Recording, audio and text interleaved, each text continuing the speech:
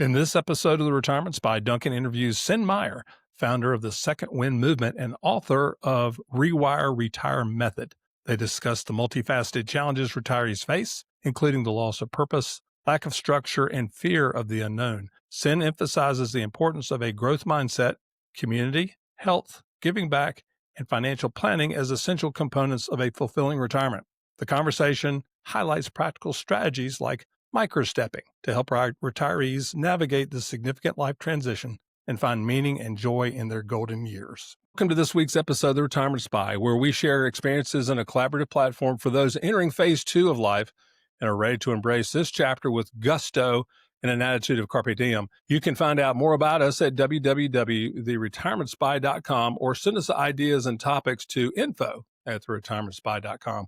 Today, we're fortunate enough to have Cyn Meyer, the founder of the Second Wind Movement and Amazon best-selling author of the Rewire Retirement Method.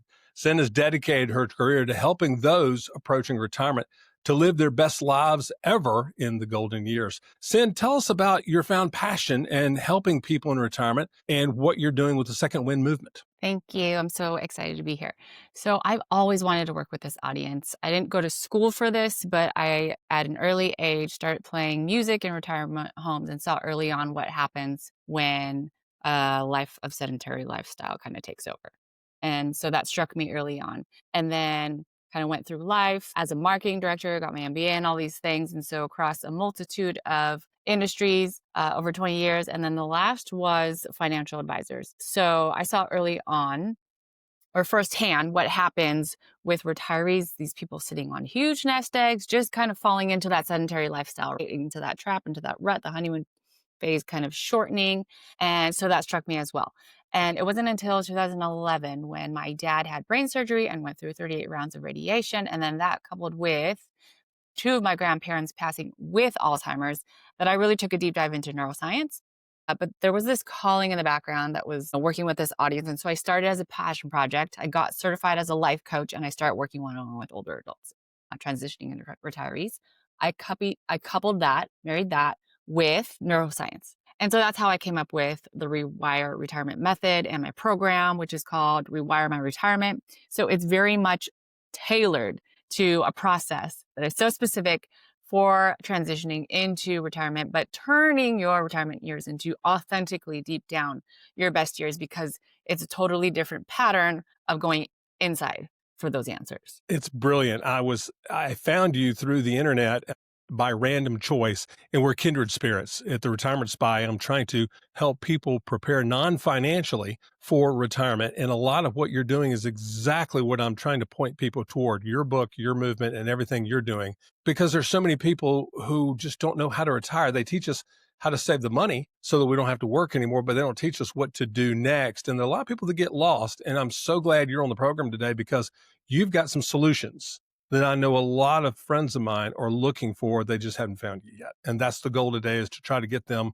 to find you. Yeah, love that. Yeah. Hey, the problem in your best-selling book, you identify top 3 challenges of retirees. Without giving away too much of the book, walk us through the top 3 challenges retirees are facing. Okay, so I will preface it and piggyback off of what you said about when you look up retirement advice, 99% of it is financial advice, right? Yes. And so these 3 top challenges really hit on the idea that there's so much more to life than money, and there's so many more multifaceted, colorful, invisible factors that we're not trained to prepare for in retirement. So one of the top challenges that I see is this lack of purpose. There's an identity shift, a role shift, a schedule shift, all these things that are kind of left open for us to wing it, for people to wing it in retirement. And so I would say all that energy that you invest in your career and peak family life, that goes floating up when you cross that finish line and retire. And if we don't direct it somewhere very clear, it directs itself, unfortunately, into depression and anxiety are often the symptoms in a retirement rut. And so it's very important to really address the purpose aspect of it, because we really hook into this identity of our career and our role in the workplace and even in the family for sure. And we need to address that shift. And think And about that. That's so obvious. You've worked 40 years in a career. You've given a mhm, title, you've given purpose, you've been given a mission, IBM, AT&T, whatever it may be, and this is what you know. And then one day the 40 hours are taken away, and how do you identify yourself? When you go to that cocktail party, what do you do? Well, it's no longer vice president of the XYZ company. And then trying to re-identify what it is you are doing. And it sometimes just saying, hey, I'm retired, it doesn't have the teeth that it does if you say, I'm blank head of blank organization. mhm, for sure. And even people when they are asked, "How is retirement going?" That's where a lot of anxiety comes up, right? Because we don't have that answer where it's like, "Oh, I'm contributing, I'm accomplishing, I'm go, go, go," right? Like those accomplishments and that sense of contribution, it shifts. And so we're kind of left scrambling with that. And I have found also that it's the top high achievers, go, go, go careers, C suite type business owners. They're the ones who often come up the most blank when I ask, like, tell me about your ideal dream life right now, retirement wise.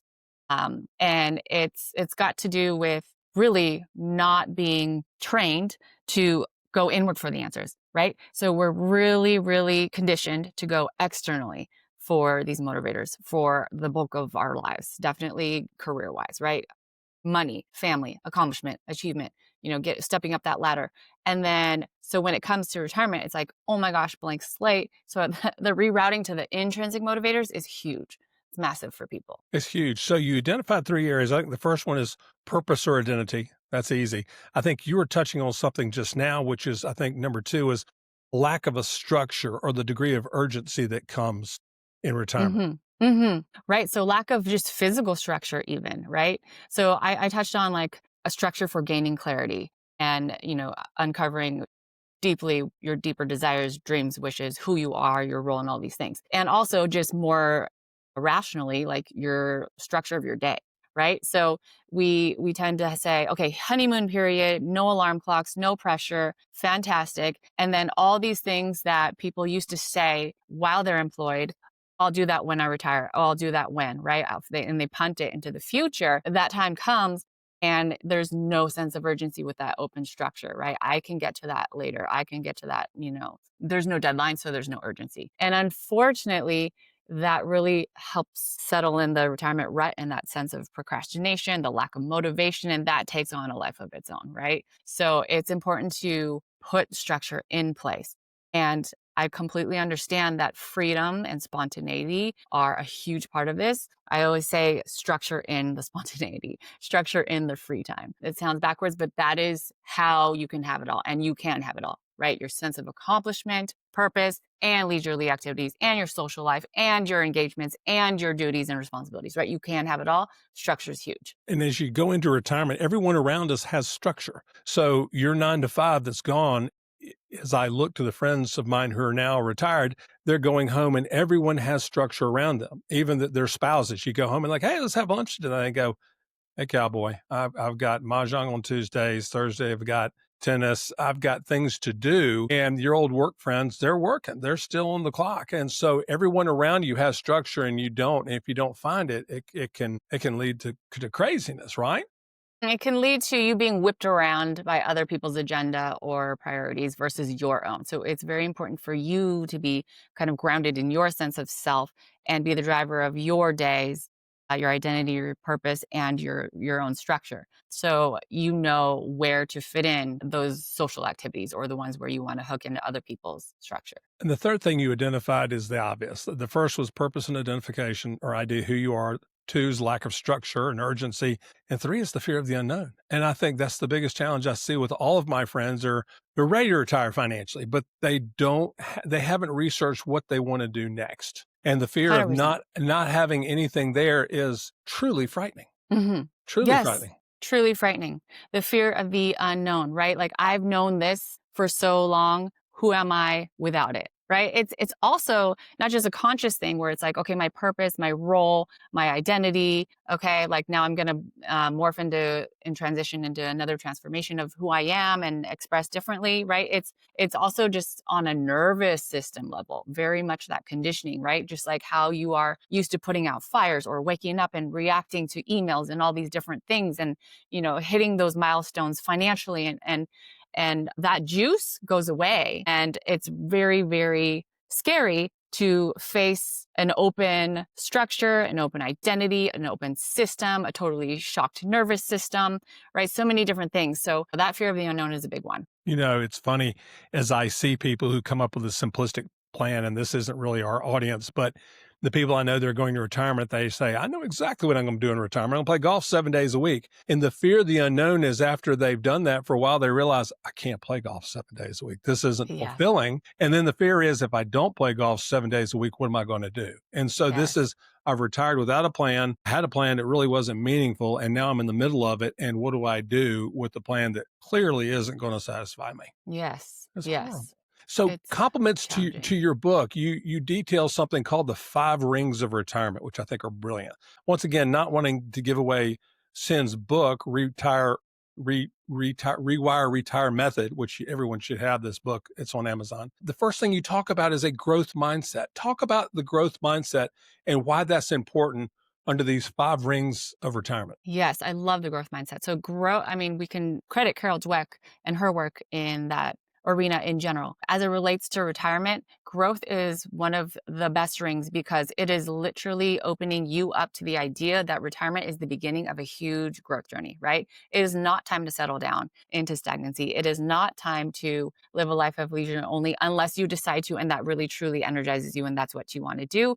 However, some people spend more time in retirement than they do like in their career years. Yeah. And so it is time to spiral up, right? So it's a disservice to feed into the stereotype that it's just time to kick back and only do these things that are not as stimulating. And so on a neural level, right, it's like stimulation, literally rewiring your brain, learning new things. Your brain is built to learn new things, and you are designed to grow, develop, change, evolve indefinitely as a human. Your brain is designed that way as well. And so growth is really your chance to spiral up. It is time for you to discover other experiences, who you truly are, what you want to do, right? Like a totally different open space for you to experience. And it is possible. And I've seen it, and it's so motivating. And it's part of this huge movement where people are just growing to greater and greater heights, and that has a positive ripple effect. And how So exciting that's one is of my this? favorites. How exciting is that, though? And the ability to learn now is easier than ever. Udemy, Coursera, so many different ways of learning online, things that you never thought you'd learn. Learning about AI as a senior, learning about hobbies that you've never even thought of before, or you had those hobbies as a kid, you just forgot about it. There's so many opportunities to continue to grow, and it keeps our mind sharp and keeps us young, truly. Mm-hmm. Mm-hmm. Number 100%. number 2 in your ring that I really liked is community. And we have a big community here in Atlanta, but talk about what community means as it relates to friends, human interaction, why that's so important in retirement. It's super important in retirement because oftentimes we get caught up in those convenient relations throughout the weeks and the days, right? We become parents or friends with our kids' parents, and then, those colleagues at work, right? You see them every day. So those are your engagements. And so it's a really big opportunity in retirement to be very intentional about the relationships that you have. So community is all about any relationship. So your spouse, your inner circle of family, extended family, and then acquaintances, neighbors, and then the community at large, right? And so what I love to advise people here is to really discern between your circle of concern versus your circle of influence, meaning the type of people that you want to align with and spend more time with and invest more nurturing essence is with people who encourage your growth, right?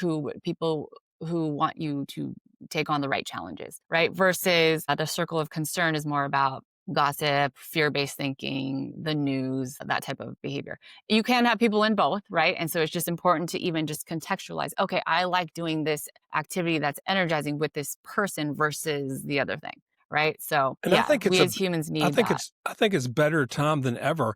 There are times where we have to have friends because of our careers, right? And they're Yes. not necessarily people that we would choose that support us, that help us grow. But now in retirement, you have the opportunity to pick your friends and to be discerning about who you want to spend time with and make new friends, as a matter of fact. Let me tell you, all the friends we've had with our kids growing up, kids go different directions, and so do the parents. And so it's a wonderful time. And I'll put this as an encouragement to our audience. Have friends that are 10 years older than you and 10 years younger than you are. Simple I reasons. love that. And simple reason is the young kids keep us. I think about our next door neighbors. The young kids keep us going. They keep us thinking young, keep on challenging us. And the ones that are 10 years older are saying, hey, listen, let me tell you from the rearview mirror what you need to pay attention to. And if Mhm. eventually you want people to come to your funeral, and if everybody's your same age, guess what? It starts to get lonely if you ever get to say 90 or 100, right? Mm. Mhm. Mm. So number three, and this is obvious in your five rings, is health. But health, let's go deeper on this. It's not just health as you would think it. It's not just cardio, it's anaerobic and it's mental health as well. Expand on that a little bit for Yeah. us on this ring. Yeah, so, diet and exercise are no-brainers, right, when it comes to health, and yes, for longevity, you need to take care of your physical body, and add to that mental health, emotional health, right? This whole unit works very, very integrated, so much of the time, people are thinking they're having, like, this emotional issue or there's this stuckness, right? And then, like, sure enough, that bleeds into the physical and vice versa, right? So I'm having some sort of ailment here, yet, like, when they address the mental or emotional aspect, the physical is alleviated. So everything is very, very integrated, and it's important to just hone that awareness. So I also include mindfulness in this. Oh, thank you. Yes, yes. And so that's a Go go huge one for go people. deeper on that. This is East Coast to West Coast, and I like to think of myself as West Coast mentality, but talk about mindfulness for a minute. Mindfulness is a practice of simply being aware. Like it's a daily practice of heightening your awareness, period. And there are so many different formats that it can take on.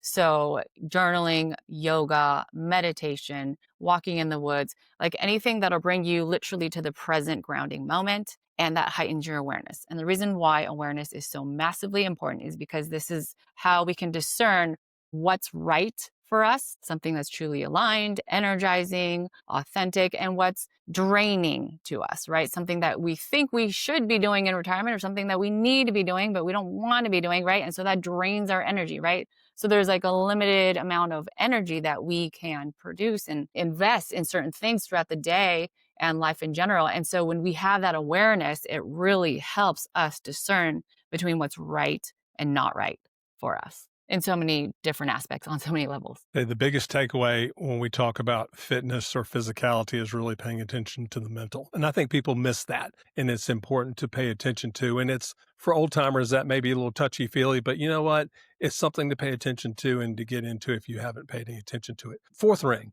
giving back. Thank you for doing this. It's not necessarily philanthropy as much as it is if you're in retirement, you've been blessed to have the ability to not work anymore. So talk about the concept of giving back as a part of your five rings. Giving back is huge for people and it's closely tied to your sense of purpose. So a lot of people will come to me and seek help and they're like, I feel purposeless. What do I do? And so giving back is the arena that we kind of focus on first. And it it is not just traditional, of course, right? We're trying to flip all the stereotypes on their head. It is not just traditional forms of giving back. That is not going to cut it for most people. And so here is where I really, really, really encourage people to gain clarity first, inward, right? Don't just sign up and trial and error and like go scroll through a listing, like a volunteer gigs listing site and blindly sign up for something because if it's not the right fit, which most likely if you skip over that very important step of gaining clarity, it won't be, you'll lose energy and you'll say these blanket statements, which I hear a lot, like volunteering is not for me because I'm burnt out, right? And so giving back is really about non-traditional forms of sharing your unique gifts. And it doesn't have to be with another nonprofit organization. It can. And if that's a cause that you completely believe in or you have a skill set that you want to contribute, amazing. Make sure it's energizing for you. And those, again, answers will come from within. Sharing your unique gifts can come in so many different formats. And often what I have found in guiding people is that their sense of purpose and this ring of giving back is not just one for one. It's not like, okay, instead of my career and working at this company, I am now giving back and volunteering or contributing here. By the way, there are paid forms of giving back. So there's like, I call them paid passion projects, Mhm. which I really encourage. And so it's not for one for one. It's typically a diverse portfolio of different giving back opportunities, and they each have their own formats, audiences, and rhythms, like different cadences, right? So if you want to do something once a quarter, like a speaking gig, great. That's its own cadence. If you want to do something weekly, great. That's its own cadence. Like Meals on Wheels is a popular one, but that some people need more than that. I would say actually most all people need more than that, right? So that's what I would have people keep in mind. It's truly your opportunity to share your unique gifts in a multitude of different ways, each with their own rhythms. You said something, or I'll amplify a little bit. We're all been given gifts in our life.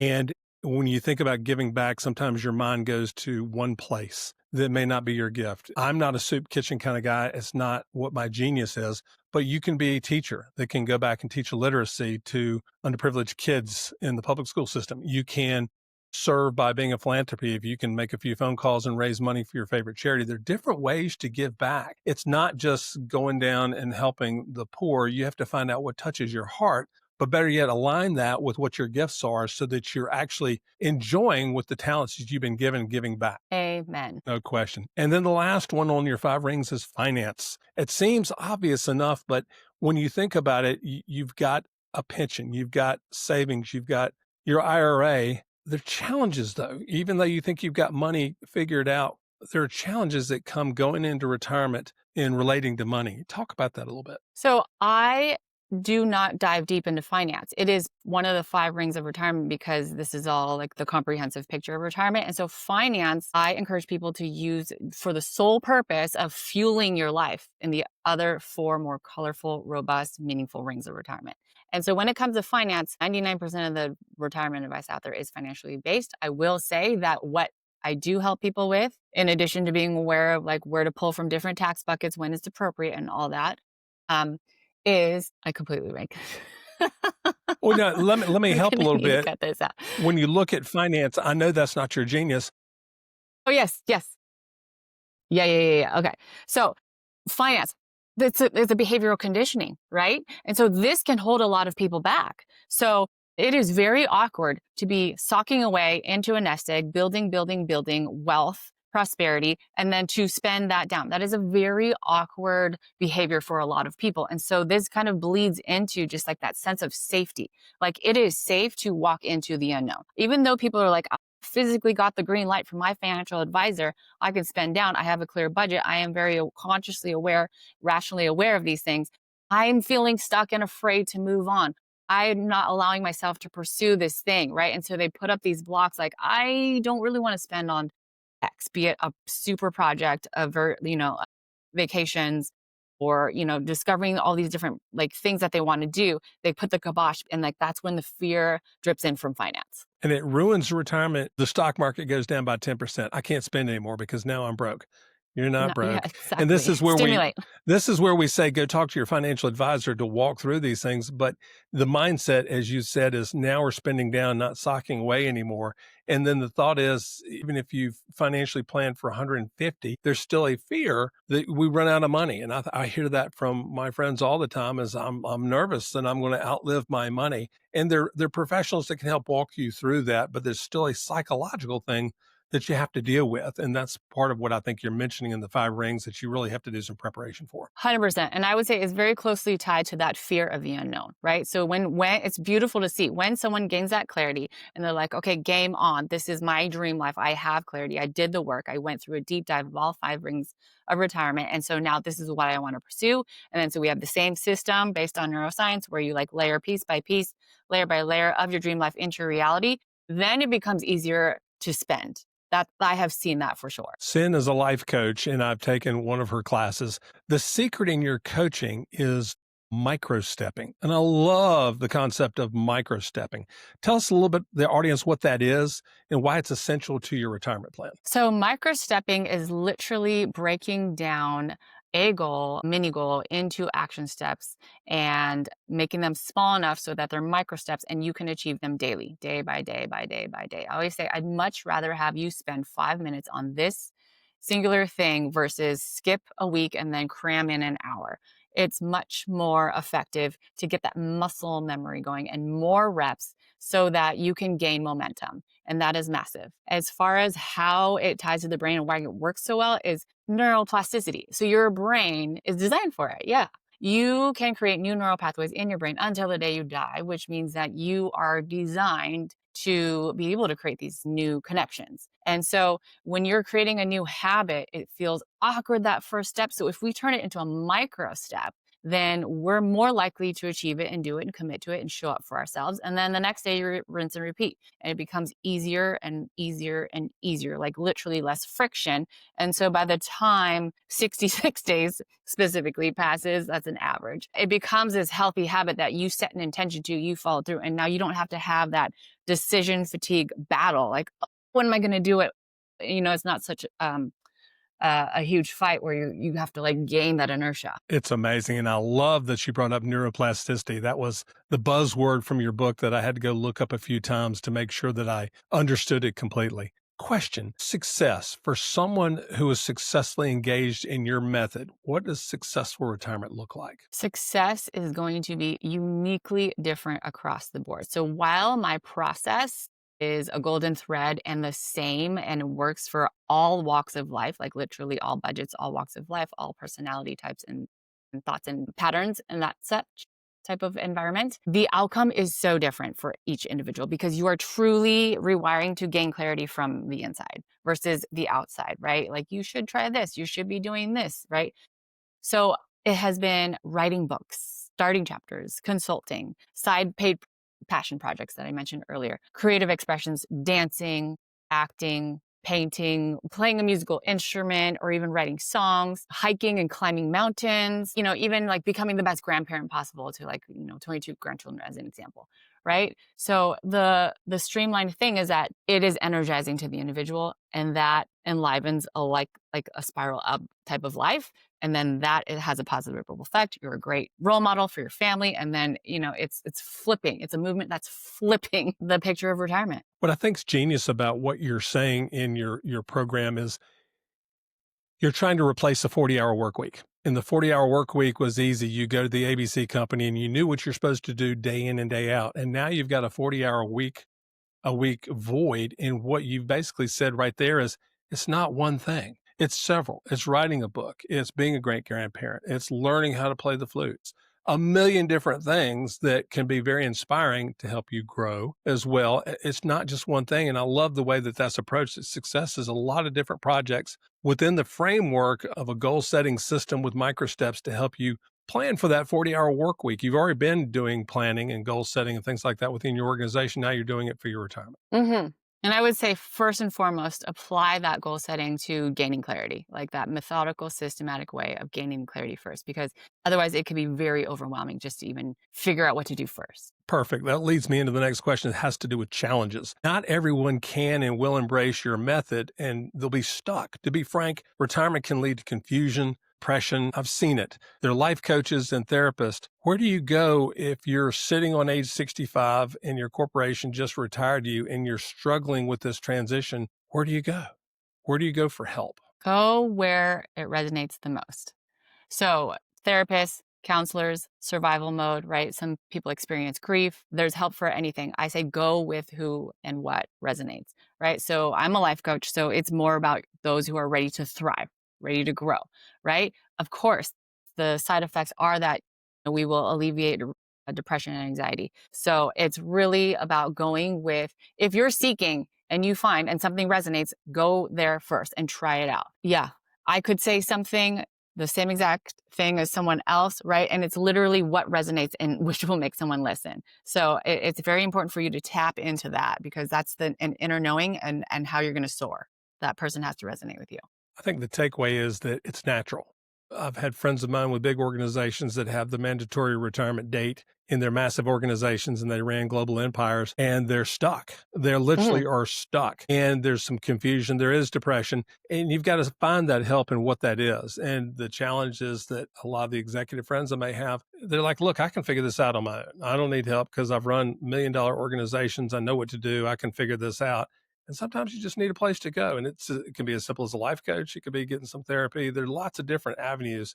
But to your point, find what works for you. And you can kind of find your way into a plan just like you're doing right now to kind of give some structure to it. Mm-hmm. Hey, I'm going to have a fun question with you. We're kind of closing out our interview and I want to get some contact information for you for our audience. But I want to talk about Cyn Meyer and retirement. I'm going to wave a magic wand and I'm going to give you $1 billion in your account. Let me ask you a series of questions now. Okay. Where would you live if it's different from where you live today? I would have a part-time place in California near my family, which is where I am now, so Southern California, and then another place somewhere islandy. Well, warm weather. Warm weather, but specifically ocean, just like diving in, doing the swimming, doing the surfing, doing the canoeing, doing the Oh, I hiking. love it. You're a water person. Yes. How would your day-to-day change in that environment? My day-to-day would change because time abundance is real abundance in my current, definition. So I would be able to work out longer, spend time with intentional family and friends longer, give back longer. Like, there would be more of, like, a segmented period of, like, longer chunks for each versus, like, I'm in heavy mom mode right now. So it would be very different because I wouldn't be integrating the school schedule so intensely. I'm an empty nester. You're in middle mom mode, so you have absolutely no time. So it's perfect that we were able to get this 30 some odd minutes with you. And what a great way to conclude. Last question, and this is the fun one. What's the first expensive splurge you do with your newfound $1 billion? Okay. So big, big, big splurge would be something like it sounds so weird, but like a learning lab. Like, I would love to have this like huge learning lab where like all loved ones could come, and it would be a dedicated space with all different areas that where people could express and learn and achieve. And so let's say you are a musician and you want to take lessons. Okay, that's great. The only commitment is that you have to keep it going, right? So my thing is like, you got to go deeper into this thing that's calling at you. If you want to cut a record, there would be studio space. If you want to learn to speak another language, there's a space for that where you can, dive into different conversations with different people. So if you want to write a book, there's an area for that. It's just really to encourage that growth and exploration and different expressions so that people can really tap into passion in like so many different ways. That is genius. Cyn, tell everybody how they can get in touch with you, both your book and your coaching. Get some information for our audience today. Thank you. So Second Wind Movement is my website, and there you can find all sorts of resources, articles, my YouTube videos are on there. You can also go directly to YouTube if you want to know about our episodes there. And then my book is available on Amazon and also on my website. If you head to secondwindmovement.com, a really great resource is the free masterclass. You can just go to the upper right and it's that free workshop. And it's brilliant. I've done that. Cyn, thank you so much for being with us on the Retirement Spy today. I look forward to following your career and all the great things that you're doing with our shared mutual audience. Love it. I'm so grateful. Thank you, Duncan. Take care.